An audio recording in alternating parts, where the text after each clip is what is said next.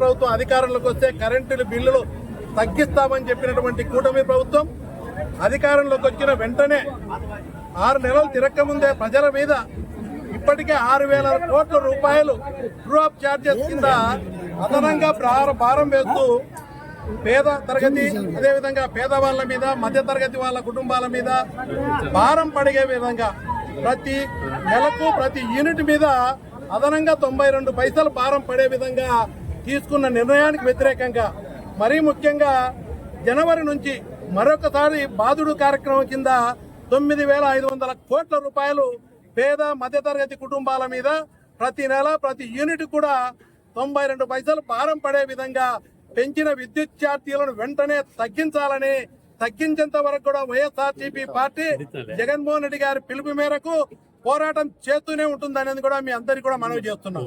ఈ రోజు మీరు చూస్తే ఆ రోజు చంద్రబాబు నాయుడు గారు కానీ, పవన్ కళ్యాణ్ గారు కానీ, బీజేపీ కానీ అందరూ కలిసి ఒక మేనిఫెస్టో రిలీజ్ చేశారు. అయ్యా పెంచిన విద్యుత్ ఛార్జీలను తగ్గిస్తాము 30% అని.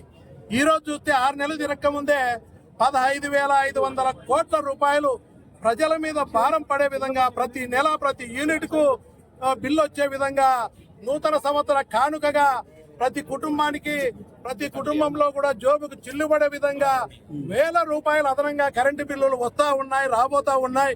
వీటన్నిటికీ నిరసన చేస్తూ జగన్మోహన్ రెడ్డి గారి పిలుపు మేరకు పెద్ద ఎత్తున ఇక్కడికి వచ్చినటువంటి నాయకులు, కార్యకర్తలు, మరీ ముఖ్యంగా స్వచ్ఛందంగా వచ్చిన ప్రజలందరికీ కూడా ఈ ప్రభుత్వ ప్రజా వ్యతిరేక నిర్ణయాల మీద పోరాటం చేసేదానికి స్వచ్ఛందంగా వచ్చిన ప్రజలకు, మరీ ముఖ్యంగా మహిళలు కూడా పెద్ద ఎత్తున పాల్గొన్నారు. వాళ్ళందరూ కూడా ధన్యవాదాలు తెలియజేస్తూ ఈరోజు ఎస్సీ ఎస్టీలకు 200 యూనిట్ల కరెంటు ఉచితంగా ఇవ్వాలా, అది కూడా ఇవ్వట్లేని పరిస్థితి. చేనేత కార్మికులకు, చేనేత మగ్గాలకు కానీ అదేవిధంగా కరెంటు మొగ్గాలకు కూడా కూటమి ప్రభుత్వం మేనిఫెస్టోలో హామీ ఇచ్చిన ప్రకారం కూడా ఉచితంగా కరెంటు ఇస్తామన్నారు. ఇన్ని యూనిట్లు అది కూడా ఇవ్వాలా. చేనేత కార్మికులకు, ఎస్సీ ఎస్టీలకు 200 యూనిట్లు ఫ్రీగా ఇవ్వాలా. పెంచిన విద్యుత్ ఛార్జీలు వెంటనే తగ్గించాలని చెప్పి మేము పూర్తిగా వైఎస్ఆర్సీపీ పార్టీ తరఫున జగన్మోహన్ రెడ్డి గారి పిలుపు మేరకు పెద్ద ఎత్తున పాల్గొని ఇంకా ఈ కార్యక్రమంలో తగ్గించేంత వరకు కూడా ఎక్కడ కూడా పోరాటం చేస్తూనే ఉంటామని చెప్పి వచ్చిన మీ అందరికీ కూడా మనస్ఫూర్తిగా ధన్యవాదాలు తెలియజేస్తున్నాం.